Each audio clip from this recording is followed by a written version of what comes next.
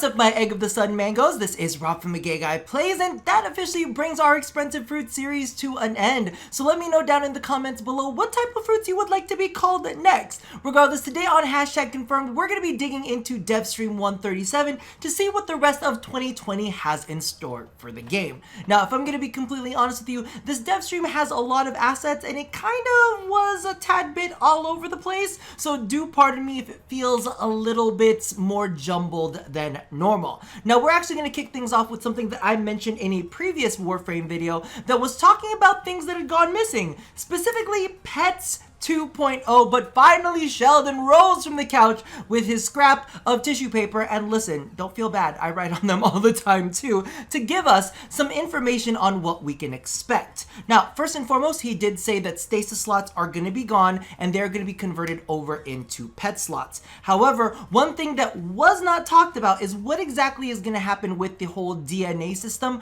where, you know, we have to inject our Kubros and Kavats with this kind of stabilizer in order to keep them healthy. Curious, what about the loyalty system for Kubros? I wish we knew a bit more, but listen, I'll take what we can get. Next thing they mentioned is that they were going to be adding some options into the gear menu, such as follow and guard, which just means to say they're toying around with AI a little bit more, which I always like. Next up, they did address the fact that Moas did not have set mods, so it's something that he's going to be bringing out. They're also going to be buffing maggots for the helmet charger, which I'm very excited about because it's actually a pretty good little set that they've got going on over there. They also stated that the Howl on Horus is no longer going to cause enemies to run away, so that way they're easier to shoot. And the thing that I'm most excited about is they're going to be doing a Sunika rework. Now, for those of you guys who don't know too much about Kubros and Kavats, the Sunika is a specific breed of Kubro that is very aggressive. That was like their whole point.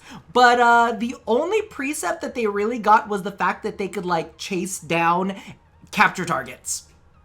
And that's it. They did have the, you know, perform a finisher on an enemy, but that happened with the Sahasa too. So I'm like, all we got is a very, very specific action for like a very specific mission type. So I hope to see them a little bit more widened and maybe give us more of a like combat feel to them. I would really, really love that.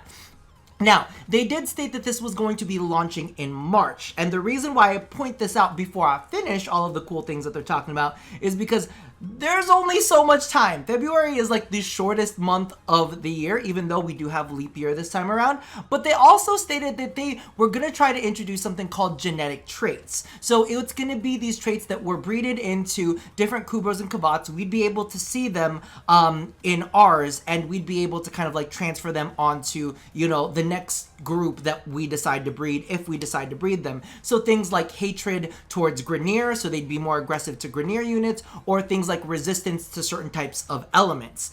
That seems to be a lot. I don't know how quickly they're going to be implementing that, but they did say sometime in March. So I'm really, really excited for that. Now, to go along with this, they actually went ahead and kind of mentioned the fact that they are bringing out that new melee-based MOA. They even showed like the little animations of it, and it was really, really cute because it was doing like jump rope with a electricity rope, and it was kind of like bobbing and weaving like a boxer. Really found that to be adorable. But of course, this is going to be a new addition into Fortuna. And the other new thing we're going to be seeing in Fortuna is finally, again, something that I addressed in a previous video, is what happened to primary kit guns. Well, finally, they are going to introduce new grips. So these grips are actually going to decide whether a weapon is a primary or secondary type of gun. So we'll be able to use the same barrels that we've had, and I'm assuming the same receivers that we've had on previous kit guns, and we're going to be able to put them onto these new grips, and basically these grips were going to allow us to create a primary variant. So I'm really excited because I have rattle guts that I absolutely love, and I know that there's a lot of people out there that love their moon catcher, catch moon. I don't know what it's called because I don't use that trash, but my question is, what's going to happen to the ribbons that kind of like go along with this? Will they transfer over? Because I've got a Rattle Guts ribbon that I'm really, really excited about. I'm just putting it out there. So I hope we can see that. Now, in line with these kit gun changes, and I feel like this is the crowning achievement that we've all been waiting for, they have announced that single pistol skins will be usable on kit guns. Well, at least the secondary kit guns. So As you guys know, I believe in the latest launch, they released a beautiful, beautiful single pistol skin. It came out with the Railjack stuff. I think it's like a Sigma 6 series one. If you haven't seen it, check it out in the market. It's absolutely gorgeous, and I can't wait to put that on my ugly ass kick gun. Yeah! Ooh, rattle guts for the win! Moving along. Speaking of things that are Corpus related, they actually went ahead and talked about Nightwave Series 3. Which is, of course, called the Glassmaker. Now, they didn't go into too much detail about what's going on. However, they did show us a graphic about what it is. Now, as you can see, that definitely looks like a Corpus design. That's a triangle, but the interesting thing about it is if you look at the text on there, it's definitely not Corpus. I know Corpus text, and that's not it. So I don't know if maybe that's Orokin text, maybe it's sentient text. Let me know down in the comments below if you guys are a little bit more of a lore historian than I am and you are aware of what that is, but I'm definitely not. So curious about that. However, they did give us a tiny bit of insight, which is the fact that it's going to be a murder mystery and that it is going to include more interactivity with the players. Now, the thing for me is like, how is that gonna work on a player-by-player basis? Are we all gonna experience the same story? Or is it gonna be different, kind of like a choose-your-own-adventure type of thing? Is it gonna be more of like a group consensus kind of thing? Like if there's enough of us that, you know, decide to do a specific action, it'll affect the story and the majority will get to control the narrative? I don't know. I don't know exactly what's going down with that, but I can't wait to see it launch because literally this span of, what is it called, intermission has gone on for quite a while, at least in my opinion. Moving along, we have the Simulacrum tile set is actually going to have additional options. Now, as many of you guys know, currently the Simulacrum has a lot of holes in the ground, and a lot of testing that happens in there causes things to fall into these holes. But now they're introducing a new tile that will be earnable through an in-game activity. They didn't clarify whether it's going to be an event. They didn't say whether it's going to be something that's already currently going on in game and it's just going to be an additional reward to that, or something we're going to be able to find in the syndicates. However, it did feature a gorgeous Baruch and Gara statue. Which I really kind of like because, as you guys know, the statues that are found on each of the relays all are focused on the Warframes that are farmed specifically on those nodes. And of course, not every single node is going to have a specific Warframe, so it's a great way to like introduce these ones that we can't necessarily see live otherwise. They also mentioned that there will be other tiles available in the future that will feature different statues. So really excited to see all of that and glad to see that they're listening to feedback about, you know, our testing grounds. Now, while they were in the Simulacrum, they actually showed off the new radiation gun. Now, this was shown off in a previous Devstream. However, I didn't really cover it because there wasn't really much to say, but we have got more details on it now. Its primary fire is full auto, and it fires these kind of like bars of radiation into the enemy. I was kind of disappointed to see that there wasn't any kind of like lingering damage over time that occurred with each of the bars that were stuck in there. I felt like that would have been a little bit more thematic because they're literally being penetrated by a bar of radiation.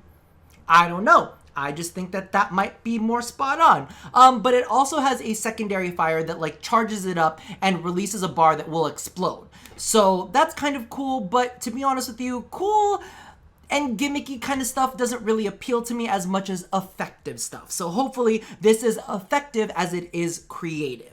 Now, to go along with that, they actually showed off the new Nova Deluxe skin.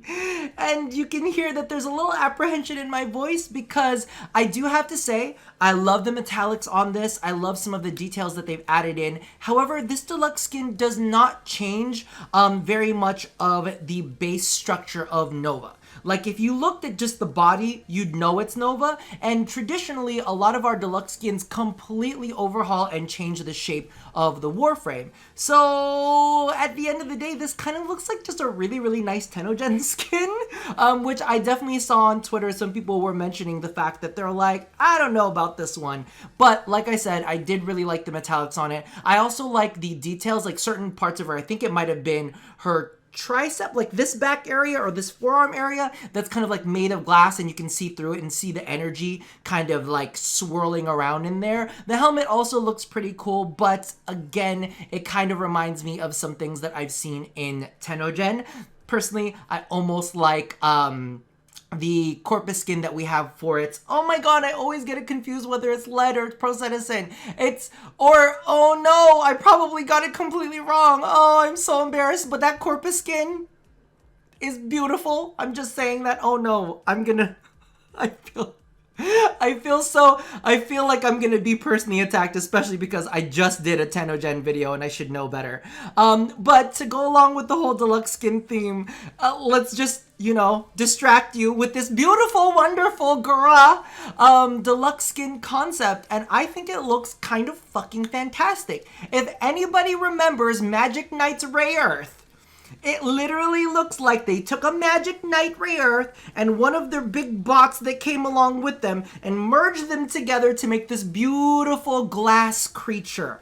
I love the pony. Is that the full pony, or is that like a pony and also a Syandana? I love the asymmetrical glass shards that are coming out of each of her thighs, and that big beautiful glass sword is fantastic. So I cannot wait to see that actually in game. I feel like the art team has been doing a fantastic job with the deluxe skins. Really shitty job with that Loki skin from Tenogen. I'm never gonna let that go, just to let you know. But they've been doing a great job modeling the deluxe skin, so I can't wait to see this one come to life. Now, speaking of artsy things that we see in game, we finally get to take a look at the next Warframe model that's actually in game, and they actually showed off Protea. And let me tell you, they actually changed the name from last time because they had a different name. This is like a different name from that one. And they showed her in-game model as well as what her ultimate looks like. So as for the model itself, she weird. She really kind of looked like Mirage. Like, remember how Mirage had the little thing over her mouth? It kind of looks the same, and the helmet that goes up kind of looks the same too. She supposedly has like night vision goggles, which I get it. She's like techie, and she has a weird belt. I get it. It's supposed to be like a utility belt. It looks kind of clunky and odd. They did state that the part on the back is going to be lowered to make it a little bit easier for Syandanas.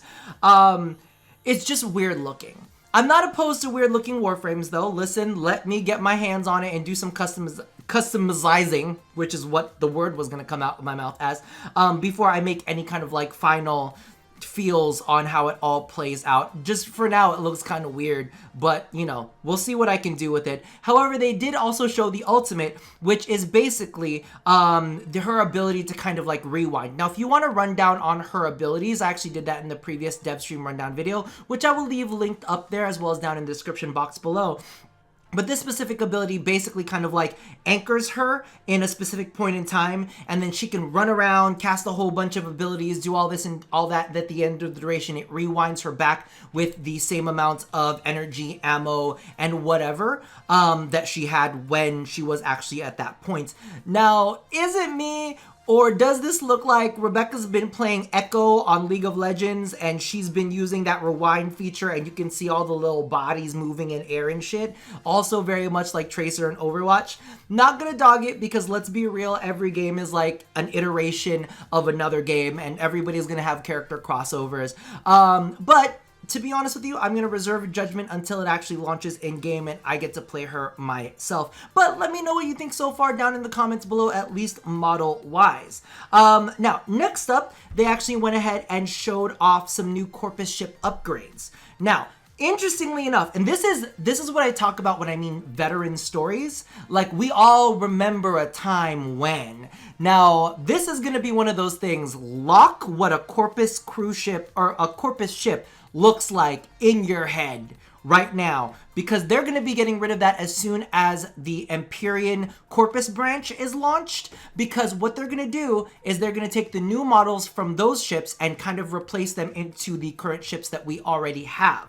And it really looks pretty. It looks a lot more, the metals in there, I'm like, ooh, it's gorgeous. They even had this weird rotating hand thing, and it's supposed to tie into the lore of the person who created the Corpus, or, you know, the founder of the Corpus. They also stated that there's going to be like an interesting wealth-themed mechanic that's going to be tied into gameplay. It's going to be something along the lines of greed versus altruism. Now, it sounds really cool, but, you know, Warframe likes to oversell things sometimes, and I'm really curious to see how it all plays out, whether it's something that is going to drastically affect gameplay or if it's going to be something that we forget about in a week. Again, I won't know until I get to actually play it. They also stated there's going to be an enemy refresh as well. So can't wait to see that when that all goes live. Now, speaking of Empyrion, they actually also showed off a couple new images, which showed a new type of cruise ship.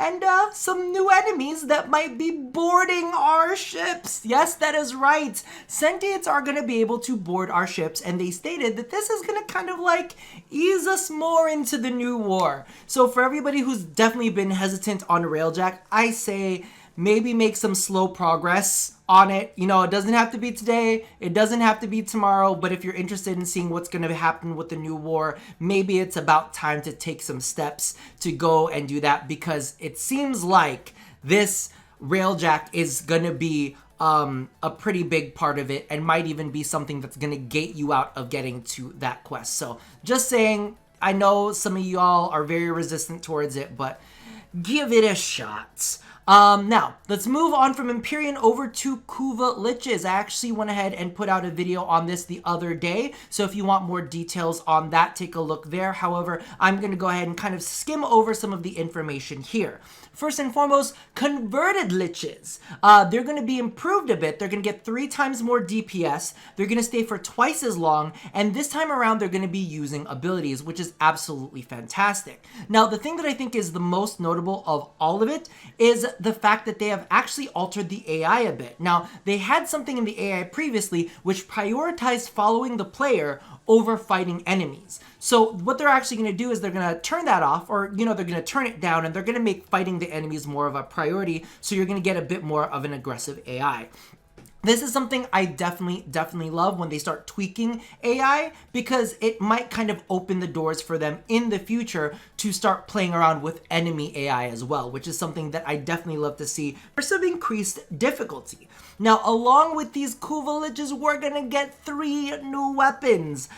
First and foremost, we've got a couple returning favorites, and some of y'all called it. The Kuva Hind, which I saw in the comment section. Somebody else was calling for the Kuva new core. Congratulations! And if I'm gonna be honest with you, I'm really kind of excited for that new core. I hope they introduce some new visual effects with it as well, because the beam on that is absolutely beautiful. So if they zhuzh it a little bit, woo, it's gonna be pretty. And last but not least, something I've dreamed of, but something that is also my nightmare, the Kuva Brahma, which is basically the Grineer version of the lens. Oh dear sweet baby Jesus, all of the self-damaging that was happening on stream got me a little traumatized. So first and foremost, it is a bow. It does seem to have a flight arc, and basically what happens is when it flies out, it's gonna explode upon contact, but that's not where it ends. Because it's got some Kuva, because it's not Kuva, but it's got some Coal-Star attributes to it too, where it like lands and it explodes, and then other little grenades like come out of it and they explode too. It's just a lot of self-damage that's going out there, and y'all know I'm a very efficient killer. So good that if you give me the opportunity to nuke myself, I will nuke myself. So kind of scared of that, but also kind of really excited for the new weapons that are being implemented. Now, in addition to that, they also went ahead and showed off the new Kuva Larveling system, as well as the new Valence fusion system. So basically what's going to happen with Kuva Larvelings is before you spawn them, you'll actually be able to see what weapon they will spawn with hovering above their heads. So you can make the choice as to whether you want to go ahead and bring on that Kuva Lich for that specific weapon, or whether you're just going to go ahead and pass on that and then go ahead and try to spawn another Larveling. I think that's really fantastic, but because I've still tried to get my hands on the Kuva Karak, I ain't seen it, and Kuva Stubba, I still ain't seen it. But what they did go ahead and give us some more light on is, of course, the new Valence System, which basically you're going to be able to take copies of the same weapon and fuse them into your existing weapon to improve the damage. Before, it was just kind of like replacing the old damage level you had with the new damage level that you had. However, this time around, even if it's a lower damage value, it'll still improve the overall damage of the elemental bonus that is granted. Now, I still want some more clarification as to whether the elements types will still override like they did previously. Regardless, I am really excited to see how that all plays out. They say that you can get up to 60% max, which of course is the current cap, but it'll be nice to know that you can progress to that cap, even if it's not like these major jumps. So regardless, you get less RNG when it comes to picking out your Kuva Lich, and you get less RNG when it comes to the elemental bonuses that you're kind of making progression towards. So definitely excited for all of that. Now, the last little bit that I actually wanted to go ahead and touch on is we are going to be receiving 4 new augments. Now, there are going to be 2 for Baruch, 1 for Hildren, as well as 1 for Garuda. So let's go ahead and start with this very first one, which is for Baruch's Lull, and it's called Endless Lullaby. We've seen this in a previous dev stream, but I did want to make note of something. Performing a finisher on sleeping an enemy will re-trigger the lull for 100% of the remaining duration. Now, the thing that I love with this one is that's not the end of the effect. There's also a passive bonus to this augment, which is they've increased the lull duration by 50%. So if you have this in, your lull is already going to last 50% longer. This is something that I would love it if they considered looking at some of the lesser used augments and adding in a passive that would greater benefit that augment and make us want to use it in addition. So maybe 50% more duration, 50% more range, 50% more charges, like depending on whatever the ability is. But hopefully, if that's something that they actually go ahead and implement on some of the lesser used augments, that's something we might actually equip these things for. Really excited about that one. Next, we have a Reactive Storm, which of course this is for the Serene Storm for Baruch. Desert Wind, which is his fists, is granted 35% status chance, and it changes its damage type to match enemy weaknesses. So this is very similar to Revenant's Dance Macabre, so that way you'll be able to take advantage of the damage type on those enemies and be able to deal more damage to them. Plus, you get a little bonus for the status chance as well. I hope that's affected by Power Strength. 35 is nice, but you know, if we can bump it up a little bit more, I'd take a little bit more. I'm just saying. Next up, we have Balefire Surge, and this one is for Hildren, and of course it's for her Balefire missiles. Now, the issue with this for me is it's a little too niche. So, fully charged shots that hit a nullifier shield will destroy them and restore 750 shields to Hildren. Very niche, specifically for like nullifiers. It's not even all Corpus, it's just Corpus nullifiers. It would be great if maybe fully charged shots would restore a portion of her shields and she just gets a bigger bonus to that restoration against nullifiers. I think that that would be fair, or maybe even it would just restart her shield regeneration. Something along those lines to kind of tie into the fully charged shot, maybe also granting it, you know, faster projectile speed or whatever, or even making the charge time a little bit lower as like a passive. I'm just putting that out there. I'm trying to help you out. And last but not least, this one is for Garuda, and it's for Bloodletting. Garuda's equipped weapon is reloaded up to 100%. Is that all you go? Is that all you gonna give us? You gonna let us reload our weapon to 100% after we just ripped our health out of our body? That's all we's gonna get? You know what would have been cool is Bloodletting. Garuda's equipped weapon is reloaded to 100%, and she is granted lifesteal for the next 10 seconds for that weapon. Listen, I'm trying to help you out. I'm trying to make your lives better, okay? I think that that would be a little bit more intuitive. It would allow you to get some health back without having to use one of the blood altars. All of that kind of stuff. I'm just saying.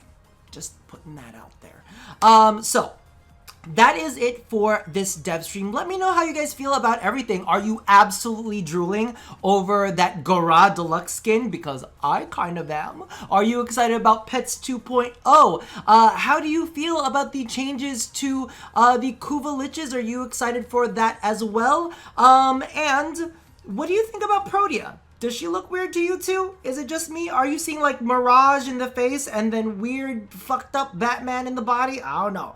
Toss that down in the comments below, and as always, love somebody, hurt nobody, and touch your weird, fucked up Batman utility belt. I'll see you guys next time. Bye-bye!